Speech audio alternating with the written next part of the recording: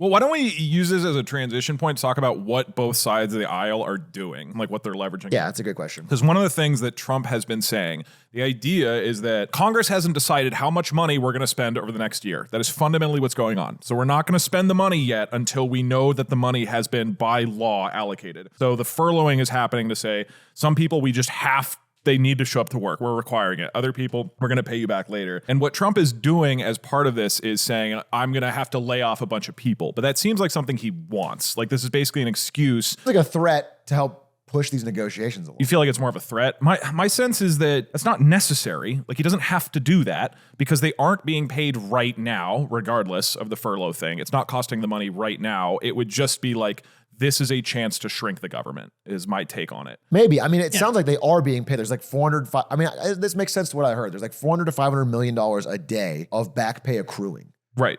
That is like owed. But it's what legally. You just said, specifically the layoffs. Yeah. Like he keeps talking about, I'm going to have to start laying off a bunch of people. And that would be a substantial departure from what normally happens in a shutdown. Yeah. So there's like this whole political game unfolding around this right now. Earlier in the year, there was a similar opportunity for the Democrats in Congress to not pass a budget resolution in order with the opportunity to shut down the government by doing so, right? A lot of the Democrats at the time wanted to do that to slow the Trump administration and the Republicans in power. But there was disagreements as to whether or not this was the right timing to do so, because this was early on in the year. If you don't allow Trump's admin to sort of unfold, then they have an easy blame during a shutdown of, see, we can't even take any action because the Democrats are more likely to become the center of blame for that. But now we're far enough in the year where so much of what Trump has done is polling so poorly with the Republican support behind him.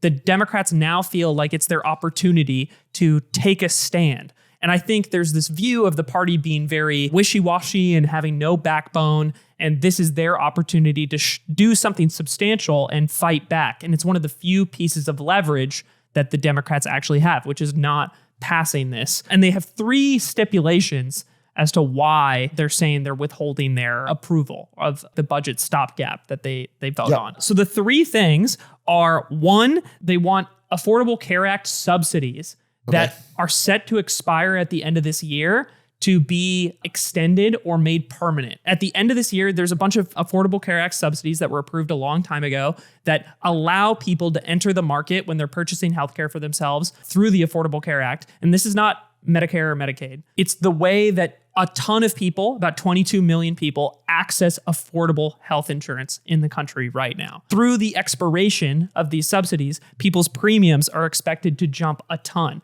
with an average of 114% increase, hugely dependent on your level of income. So if you're lower income and you're buying subsidized ACA healthcare, maybe you're jumping from literally paying nothing to something like $35 to $65 a month, which is still a big increase if you're not making a lot of money. But if you're middle income, like say you're making like $65,000 a year, right? And you purchase your healthcare through the ACA, you're looking at a huge increase in your premiums over the course of the year. Maybe a 10 to 20K increase in healthcare premiums to maintain the same plan that you are on now. And the Democrats are saying, we cannot allow these subsidies to expire. You need to continue to fund them and make them permanent. That's the first stipulation. I have a quick thing. Yep.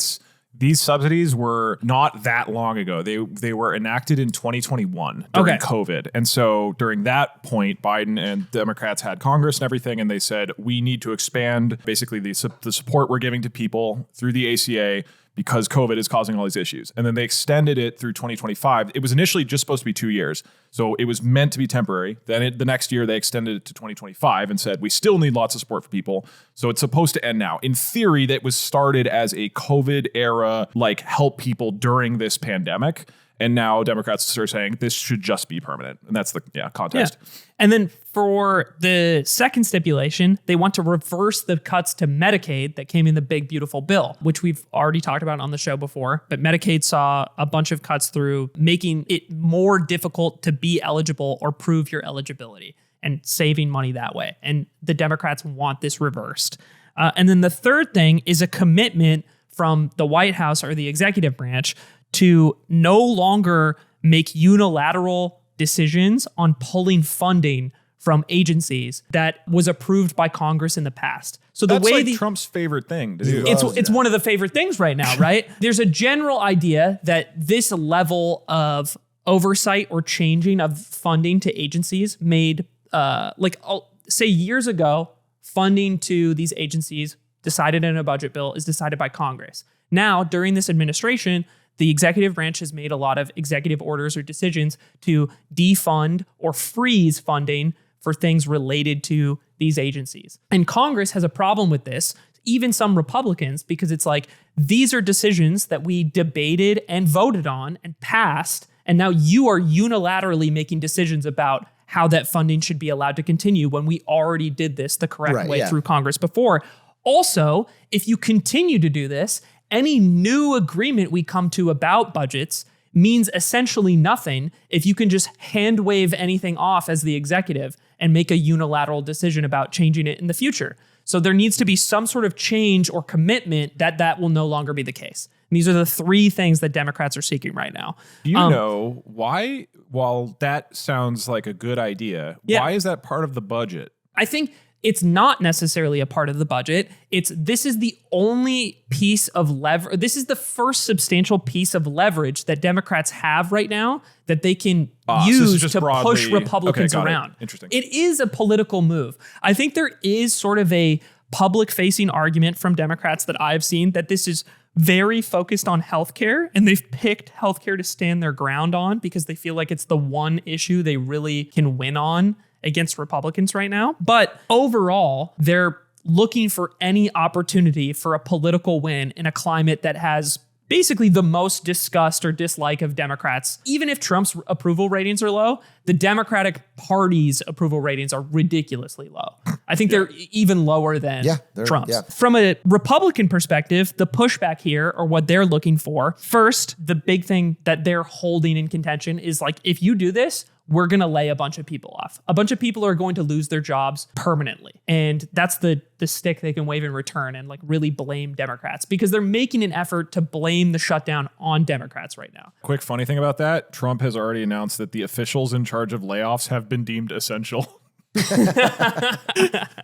They still got their jobs. Gonna need you. They're showing up to work. Well, how can you lay the people off if the guys laying the people off don't have jobs? You need the layoff guys. You got to fund the layoff guys. You need to fund the layoff guys. And then there's even an argument here that Republicans are quietly happy for the shutdown occurring because they want better ground to stand on for these layoffs to happen anyway. Trump, from the executive position, wants to cut more federal jobs in general, but doesn't feel like he has the public confidence or goodwill to like continue making these cuts. But this is a situation that may allow them to do it basically without the same pushback that they would get otherwise. But I think that's up for contention because a lot of Republicans are flat out saying that it's bad that the government is shut down and we didn't want this, and they were fighting back against the Democrats to have it up and running again. One more point I saw about this, the Republicans are pointing out that when they were in the minority under Biden, they never said no to one of these stopgap funding bills during the previous Democratic administration. They're like, even when we hated Biden, we weren't doing what you're doing right now. And this feels unprecedented, or we didn't do this to you guys, at least in this exact type of budgeting situation. And if you look back, like the most recent shutdown before this was in 2018. And the Democratic argument on the other side is these times and the decisions that this executive is making are so unprecedented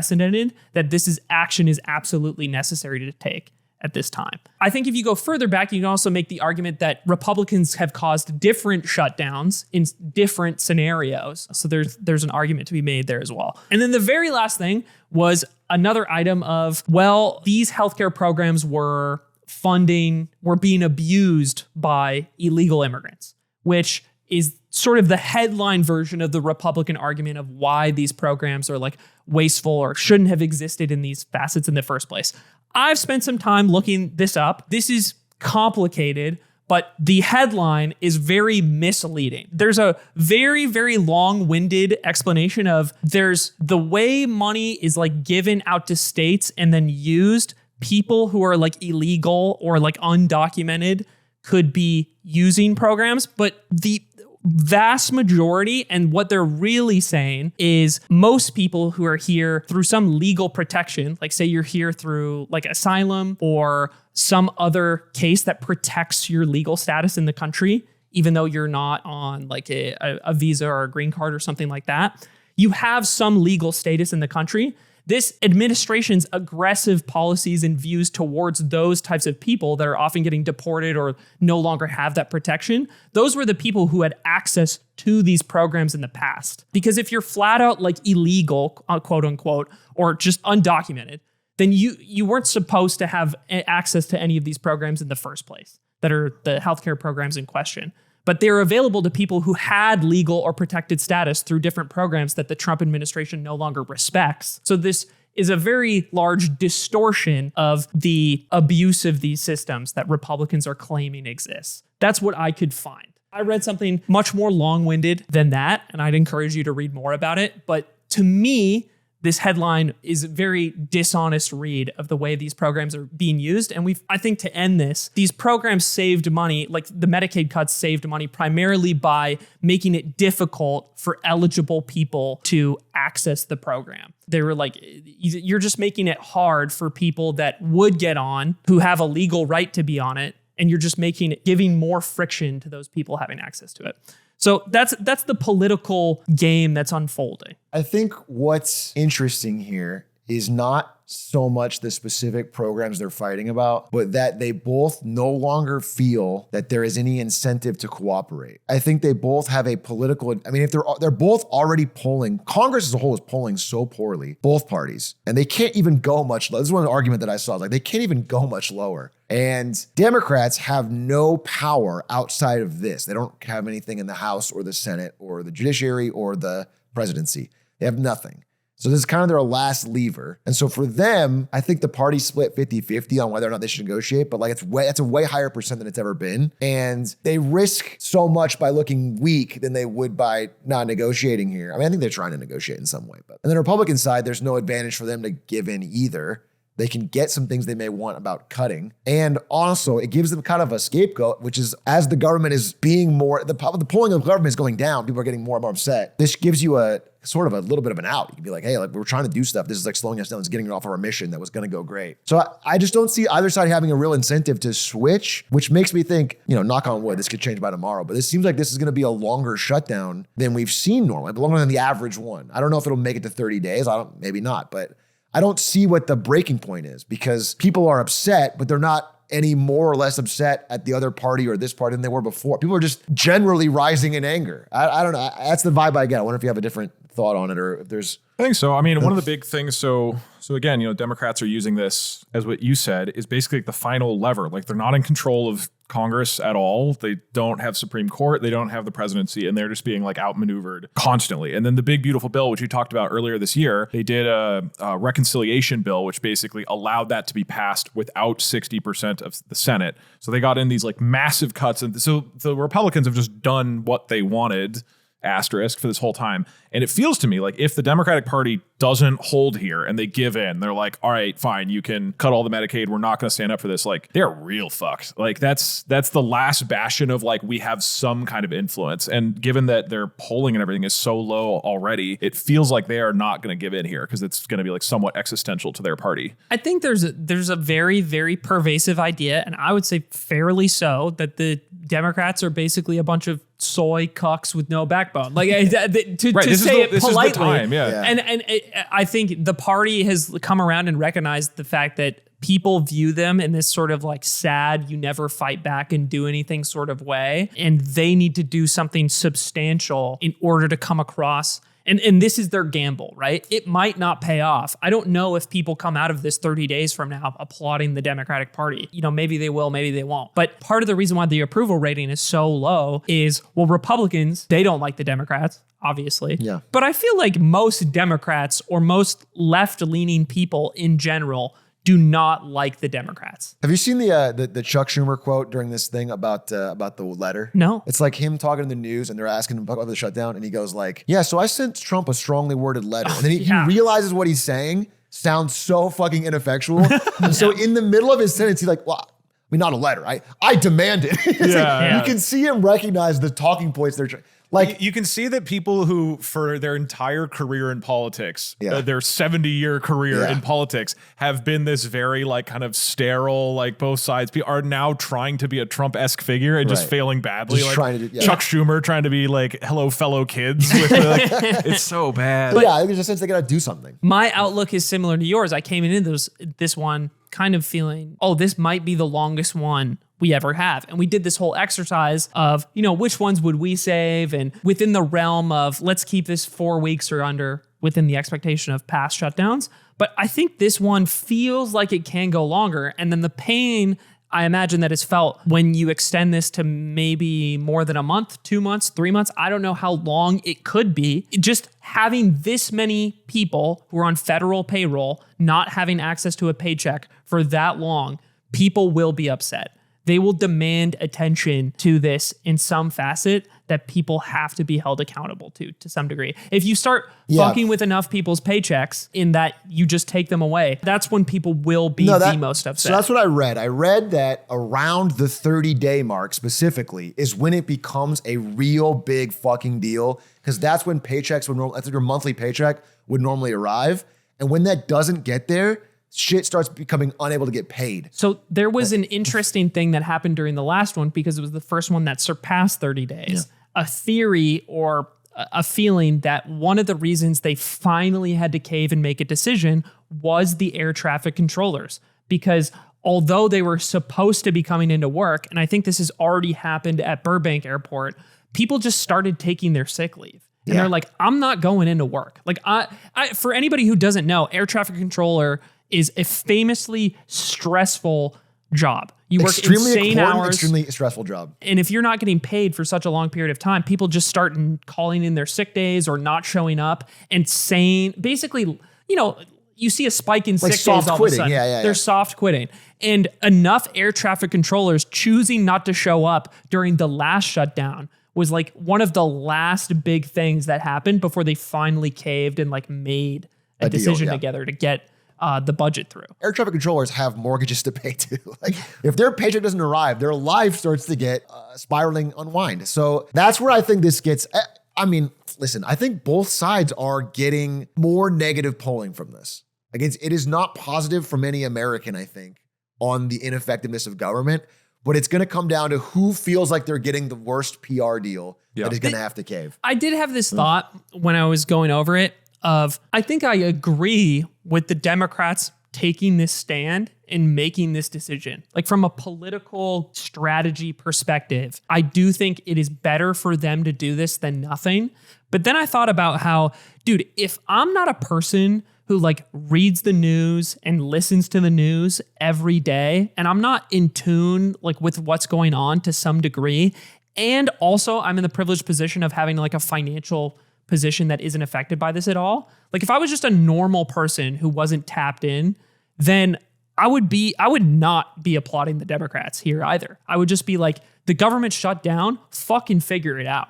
Like I would just be I think mad. that's what most people are saying even if they have a side. I think I understand the fight for the ACA subsidies. I get it. And I think this is a fine spot to take a stand. I get the strategy. But I overall feel like, fuck! I feel like I get so frustrated. Well, I think the fear of this is a big thing. The ACA subsidies are probably the most substantial thing that people could see change in their daily financial life, right? Yeah. So if I'm one of these people that sees a giant increase in my premiums for my healthcare, right?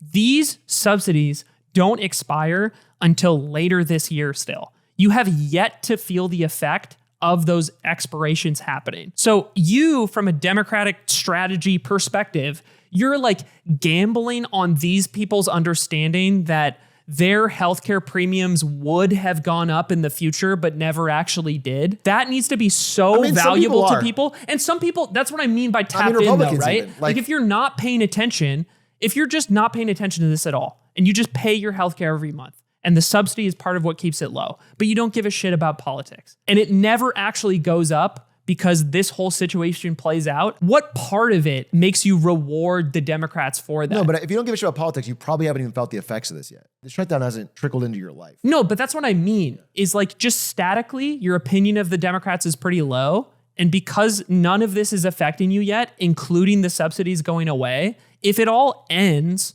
and the subsidies continue, nothing about your opinion of the Democrats has really changed if you're that person. Do you see what I'm saying?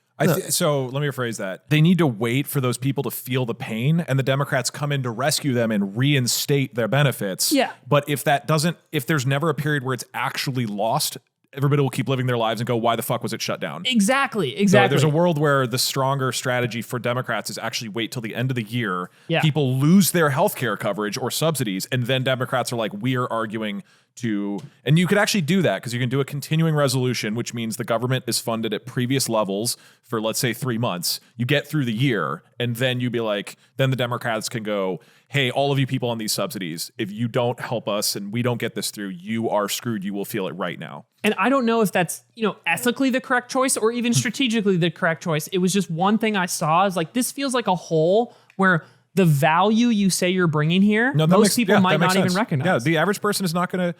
I think the people with the 22 million that are on this are aware of this. I think Marjorie Taylor Greene even is flipping. She's flipping her vote. She's flipping to be on the Democratic side for this because of these subsidies. She has 2 kids, she says, that are on this health insurance that are going to have their premiums triple. And then she's like I think people are aware of this. I don't think it's completely unknowledgeable. And I also think if you're someone who doesn't pay attention to any of this and not affected by healthcare, once this catches up with you, once some kind of you can't go to a national park or the lines at the airport are too long or whatever this catches up to you, you generally, overall, are going to, if you listen to the messaging, you'll be like, maybe I blame the Democrats, maybe I blame the Republicans. But at the end of the day, you also go, I am tired of the chaos. You end up blaming the administration overall just because I don't care whose fault it is. Like you have the power and we're not. Yeah. Which is a larger, I think they're being hurt just as much. Highly edited anecdote here, but a cut of like street interviewer in the city asking people who they blamed on the shutdown. I don't know what city it is. That shapes the opinion, of course. But I do think there's a general opinion here of people know that the Republicans have control of everything on paper.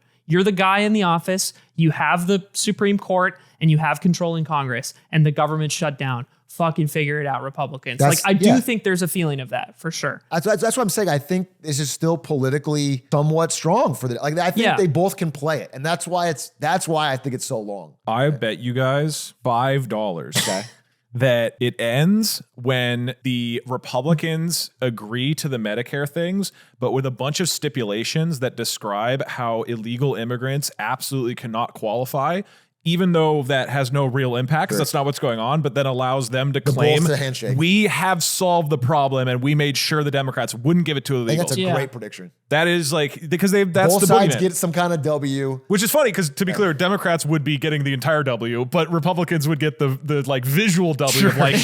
All those illegal immigrants who are on healthcare, they're gone now. And it's like, yeah, they are. They are. Yeah. Sure. That's a lot of money to bet. That's last month's tariff revenue. Quick final thing. Number of days before the shutdown ends. Go. Prediction. Ooh, this is good. Fun fact. When we recorded a second test episode, Doug and Atriak both thought the Ukraine war would be over by now. No, not just by now, by March. By fucking February. I thought day one. He promised me. Well, I don't get it. He did say day one. He promised me day one. Why doesn't he furlough Putin?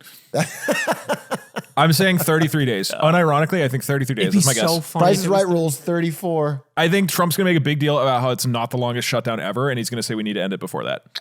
It's all optics. I'll go. I kind of want to go in that pocket too, but now I'll go high. I'll be the high guy. I bet it'll be a historic 45 days. Damn. I got a nice window here. Close without going over. I think I have the best window, to be clear. I was going to go like 31, but then you said 33. Speaking of illegal immigrants,